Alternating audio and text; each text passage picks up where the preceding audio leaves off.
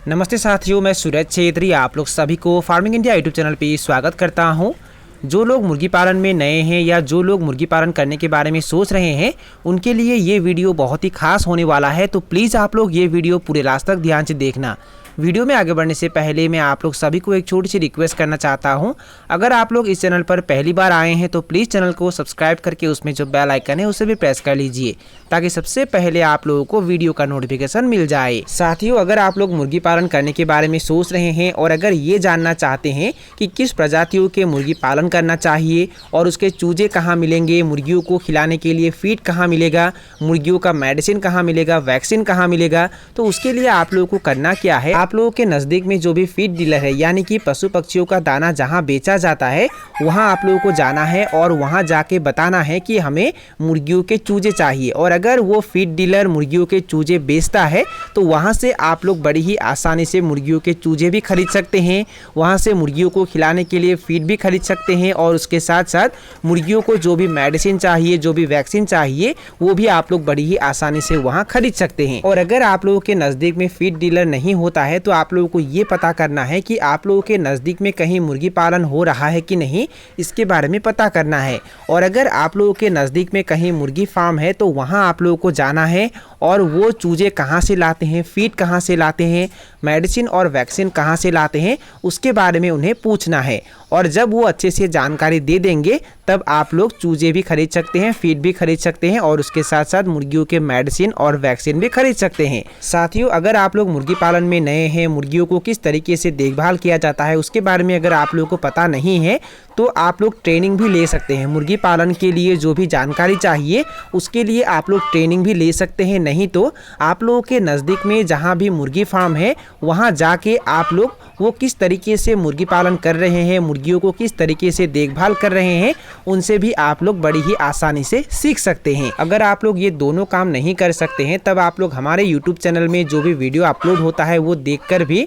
मुर्गी पालन से जुड़े जो भी जानकारी चाहिए वो प्राप्त कर सकते हैं। उसके लिए आप लोगों को करना क्या है, अगर आप लोगों ने इस चैनल को अभी तक सब्सक्राइब नहीं किया है तो अभी चैनल को सब्सक्राइब करके उसमें जो बेल आइकन है उससे भी प्रेस कर लीजिए। ऐसा करने से आप लोगों को हम जो भी वीडियो अपलोड करते हैं वो सबसे पहले आप लोगों को मिल जाता है। साथियों, मुर्गी पालन शुरू करने से पहले यानी कि चूजे खरीदने से पहले आप लोगों को ये पता करना है कि आप लोगों के वहाँ मतलब आप लोग जहाँ रहते हैं वहाँ कौन से प्रजातियों के मुर्गियों का डिमांड सबसे ज़्यादा है। ब्रॉयलर मुर्गियों का डिमांड सबसे ज़्यादा है या देसी मुर्गियों का डिमांड सबसे ज़्यादा है या सोनाली मुर्गियों का डिमांड सबसे ज़्यादा है, इसके बारे में आप लोगों को पता करना है। और उसके साथ साथ आप लोगों को ये भी पता करना है कि आप लोगों के वहाँ मुर्गियों के अंडों का डिमांड सबसे ज़्यादा है या मुर्गियों के मांस का डिमांड सबसे ज़्यादा है। और जब आप लोग ये सभी जानकारी अच्छे से प्राप्त कर लेंगे तब आप लोगों को मुर्गी पालन शुरू करना है और उसी प्रजाति के चूजे खरीदना है। मतलब जिस प्रजातियों के मुर्गियों का डिमांड आप लोगों के वहाँ सबसे ज़्यादा है,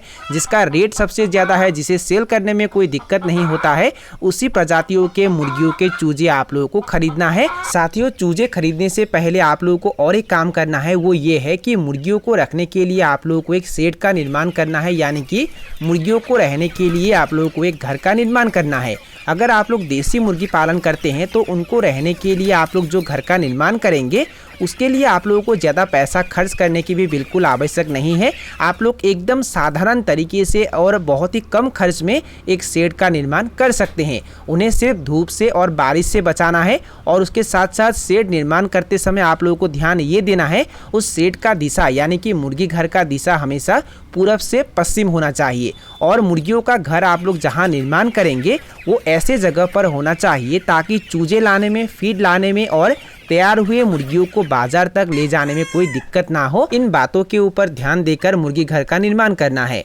साथियों, अगर आप लोग पहली बार मुर्गी पालन कर रहे हैं या नए आप लोग मुर्गी पालन में अगर नए हैं तो मैं आप लोगों को यही सलाह दूंगा कि पहले अवस्था में आप लोगों को कम से कम मुर्गियों से शुरू करना है। पहले अवस्था में आप लोगों को 50 या 100 मुर्गियों से शुरू करना है। और अगर आप लोग पहले अवस्था में 50 मुर्गियों से शुरू करते हैं तो 50 मुर्गियों को रहने के लिए आप लोग जो घर का निर्माण करेंगे वो 50 से लेकर 55 स्क्वायर फीट का होना चाहिए। एक मुर्गी को रहने के लिए लगभग 1 से 1.5 स्क्वायर फीट जगह चाहिए और उस हिसाब से ही आप लोगों को एक घर का निर्माण करना है ताकि मुर्गियों को रहने के लिए कोई दिक्कत ना हो। अगर आप लोग कम जगह में ज़्यादा मुर्गियाँ रखते हैं तो मुर्गियों में तरह तरह के समस्या दिखाई देते हैं।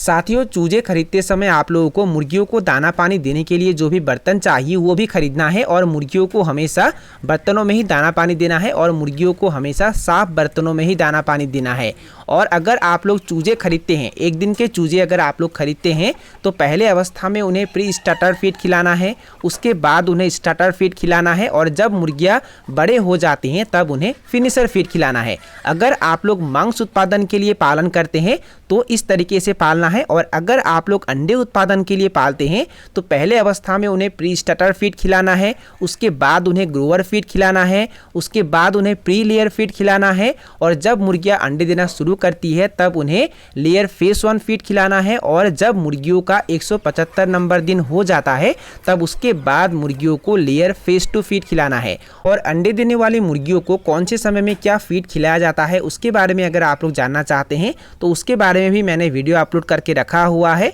और उसका लिंक मैंने डिस्क्रिप्शन बॉक्स में देके रखा हुआ है, वो लिंक क्लिक करके वो वीडियो आप लोग देख सकते हैं। अगर आप लोग मुर्गी पालन में नए हैं तो वैक्सीनेशन के बारे में भी मैं आप लोगों को बता देना चाहता हूं, यानी कि मुर्गियों को कौन से समय में क्या वैक्सीन दिया जाता है उसके बारे में भी मैं आप लोगों को बता देना चाहता हूं। जब आप लोग एक दिन के चूजे खरीदते हैं तो 5 से लेकर 7 दिन के अंदर चूजों के एक आंख में रानीखेत का वैक्सीन देना है जिसे F1 वैक्सीन भी कहा जाता है। उसके बाद 12 से लेकर 14 दिन के अंदर चूजों को दूसरे आंख में IVD वैक्सीन देना होता है और IVD वैक्सीन आप लोगों को किस तरीके से देना है, चूजों के दूसरे आंख में देना है 1 बूंद और F1 वैक्सीन भी चूजों के एक आंख में देना है 1 बूंद और उसके बाद 21 नंबर दिन में चूजों को रानीखेत का जो बूस्टर डोज होता है वो देना है। ये आप लोग चूजों के आंख में भी दे सकते हैं 1 बूंद, नहीं तो पानी में मिक्स करके भी दे सकते हैं। उसके बाद 28 नंबर दिन में चूजों के दूसरे आंख में IVD का जो बूस्टर डोज होता है वो देना है 1 बूंद। अगर आप लोग ये उनके आंख में देना नहीं चाहते हैं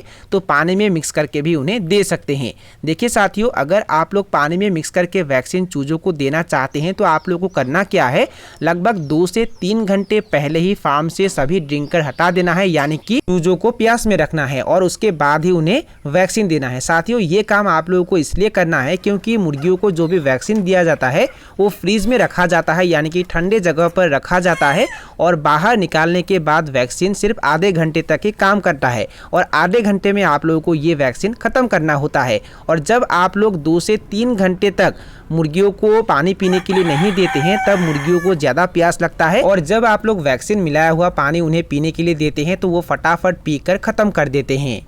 साथियों, अगर आप लोग कम मात्रा में मुर्गी पालन करते हैं और वो मुर्गियां जब बेचने के लायक हो जाते हैं तो उन मुर्गियों को कभी भी होलसेल में नहीं बेचना है, उन मुर्गियों को रिटेल में बेचना है। अगर आप लोग कम मुर्गी पालन करते हैं और उन मुर्गियों को भी अगर आप लोग होलसेल में बेचते हैं तो आप लोगों का ज़्यादा मुनाफा नहीं होता है, इसलिए उन मुर्गियों को रिटेल में बेचना है। अगर आप लोग मुर्गियों को रिटेल में बेचते हैं तो आप लोगों का ज़्यादा मुनाफा होता है। तो साथियों, यही थे कुछ जानकारी जो मैंने आप लोगों के साथ शेयर किया और अगर आप लोगों को ये वीडियो पसंद आया और वीडियो से कुछ सीखने को मिला तो प्लीज़ वीडियो को लाइक ज़रूर करना और दोस्तों के साथ और अपने परिवारों के साथ वीडियो को शेयर ज़रूर करना। तो साथियों, आज के लिए बाय बाय, मिलते हैं फिर एक ज़बरदस्त वीडियो के साथ।